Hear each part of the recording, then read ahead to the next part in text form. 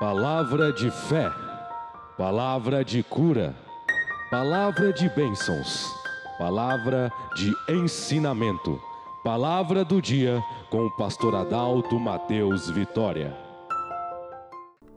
Queridos, São Mateus, capítulo 16, verso 13 a seguir, nós encontramos aqui um acontecimento que tem muito a ver conosco hoje.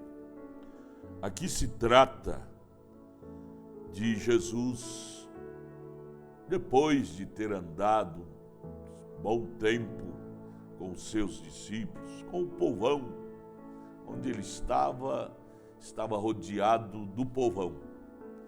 E o povão era composto de uma classe mista de gente de todo espírito, todo jeito, toda maneira de ver, pensar. Jesus sentiu aqui em São Mateus 16, a partir do verso 13, de dar uma sacudida no povo para saber em que espírito o povo estava lhe seguindo. Qual era a definição que aquele povo tinha tido acerca dele. Aí então, aqui no verso 13, ele interroga-os a todos. E chegando Jesus às partes de Cesareia de Filipe, interrogou aos seus discípulos, dizendo: quem dizem os homens ser o Filho do Homem? Jesus era profeta. Um profeta, desde o Velho Testamento, era conhecido como Filho do Homem, um Filho do Homem. Só que Jesus, sendo Deus, ele era o Filho do Homem. Filho do Homem é Cristo, não é? Um profeta é um Filho do Homem, é um ungido. Jesus era o ungido, singular, a diferença. E aqui diz que ele interrogou aos discípulos, todos diziam ser discípulos dele, multidão mista. Seguia uns por curiosidade, outros por interesses, saúde física, outros por interesse de comida, sabe? Bênçãos materiais, maioria era por bênção material. Aí Jesus, para dar uma sacudida, sentiu de parar e virar para eles e perguntar: escuta, vocês estão me seguindo por quê? Sobre o quê? Sobre qual base? Quais são as bases espirituais que vocês estão me seguindo? Baseado em quê? Qual é a definição que vocês têm de mim? Vocês me veem como um líder, mais um líder que surgiu no espaço? Ou vocês me veem como o líder de Deus na terra? Qual é a definição? Aí, no verso 14, eles começaram a expressar para ele o que eles pensavam dele. Um homem que tinha obras sobrenatural, como ele operava. Uns chegaram a dizer: o senhor é João Batista, ressuscitou. João Batista acabou de morrer, mas ressuscitou, o senhor é ele. Outros diziam: não, o senhor é Elias, o que o senhor faz, só Elias é que podia fazer. Outros diziam: o senhor é Jeremias, ou um dos profetas ressurretos. O que o senhor faz são coisas fenomenais. Aí ele virou para os 12, que eram mais, que ele escolheu mais a dedo. Ele virou para eles e disse: e vós, qual é a definição que vocês têm de mim? O que dizeis que eu sou? Qual é a conclusão que vocês têm de mim? Estão me seguindo como esses demais aí, por uma mera suposição sobre quem sou eu? Queridos, é bom a gente ler isso e checar o espírito da gente para ver em que estado espiritual de revelação que nós estamos seguindo esta Bíblia. Viu? Porque evangélicos todo mundo diz que é. O Brasil é um país evangélico, né? Composto de católicos, espíritas, crentes, cristãos, põe tudo no mesmo bolo. Não é bem assim. Não é bem assim. Evangelho quer dizer boas novas, novas de salvação. E a nova de salvação é baseado na revelação, na conclusão exata de quem é o Salvador. Quem é o Salvador? É o que Jesus está interrogando aqui aos seus discípulos. Vocês me têm como Salvador, o Salvador, ou me têm como um Salvador?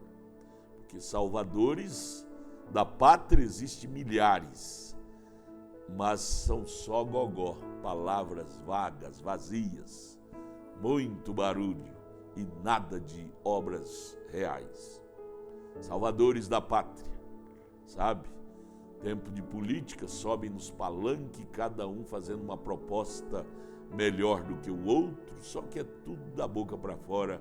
Na hora de praticar, não pratica nem a metade do que prometeu. Salvadores da pátria.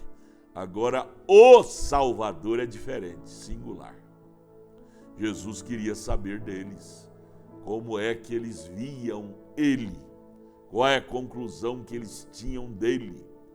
Você, meu amigo, você, minha amiga, precisa se despertar para isso, viu?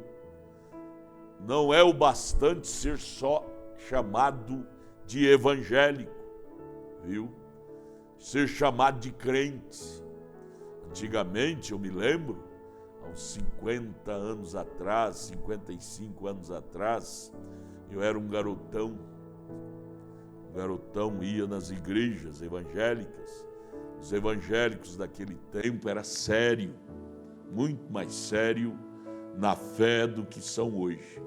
Eles eram chamados de protestantes, porque protestavam contra o pecado, viu? Protestavam mesmo. Lembra de Atos capítulo 5, quando Ananias e Safira, o marido e a mulher, veio mentindo para os apóstolos, brincando com o sagrado, caíram mortos no altar? Sim, naquele tempo a coisa funcionava, havia seriedade entre as reuniões dos crentes, viu? As línguas estranhas que os crentes falavam eram verídicas, eram verdadeiras, profecias que saíam eram verdadeiras. Hoje as línguas é tudo decorado. Você já notou que as línguas estranhas é tudo parecido uma com a outra, tudo decorado? Profecia é porque fica sabendo da vida do outro, e aí, eis meu servo, sabe? Tudo é porque sabe da vida do outro e levanta na igreja como profecia. Salvadores da pátria. Tudo coisa carnal. Tem nada de espiritual na coisa mais. Ficou algo vazio. Igrejas cheias de gente, mas vazias de Deus. Vazia da palavra, sabe? Infelizmente, o cenário hoje é assim.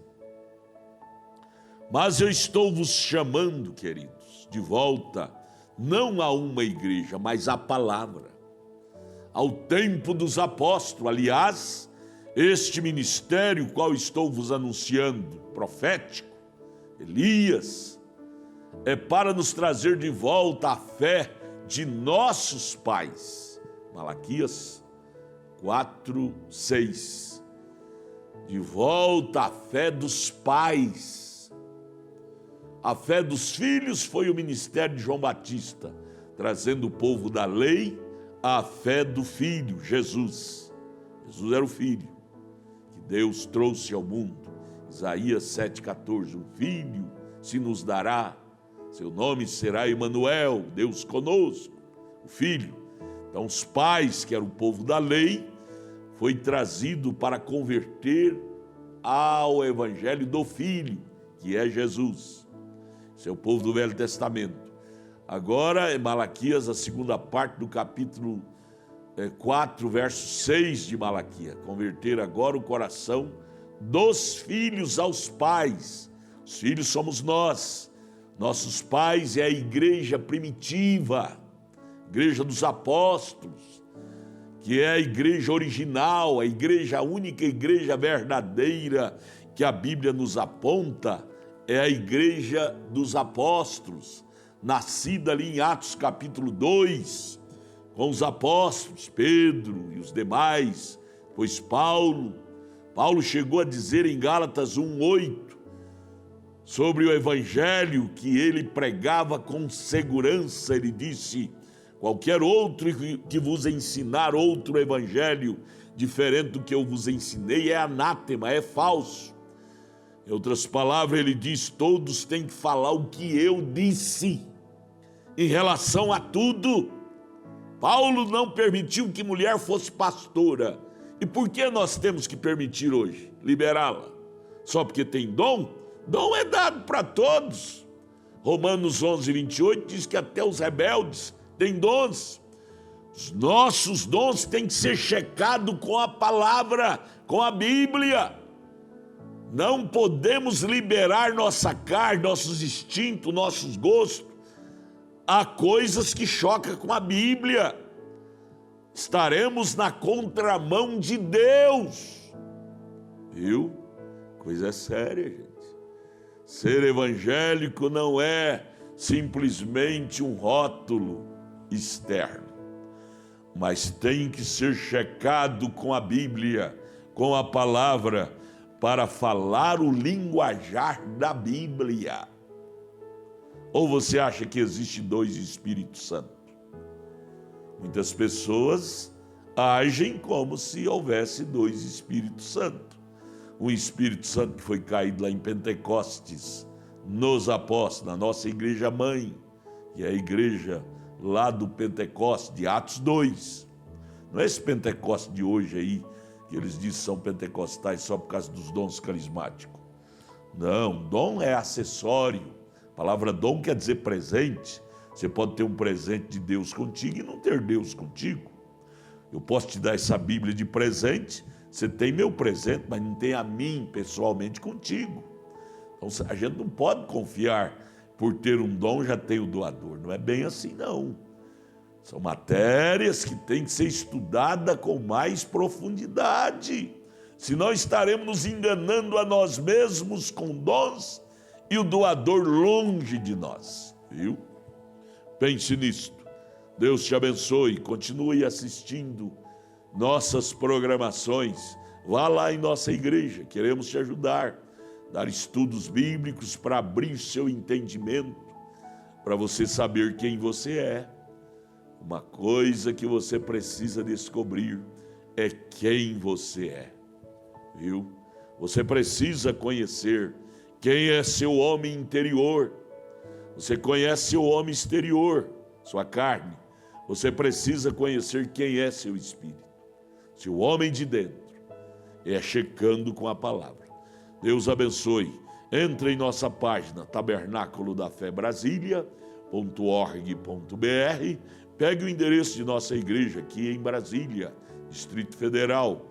Nossa igreja está ali no entorno de Brasília, Novo Gama, quadra 479, lote 16, no bairro Pedregal. Nossos cultos, quarta, sexta, domingo de manhã, domingo à noite, que você deve estar lá com toda a sua família. E em Taguatinga Norte, aqui em Brasília, está a nossa igreja, Taguatinga Norte. Você pega o endereço, esteja lá. Nossos cultos é todas as terças e ao sábado. Terça-feira, 19 horas, sábado às 18 horas. Estamos te aguardando lá. Deus te abençoe.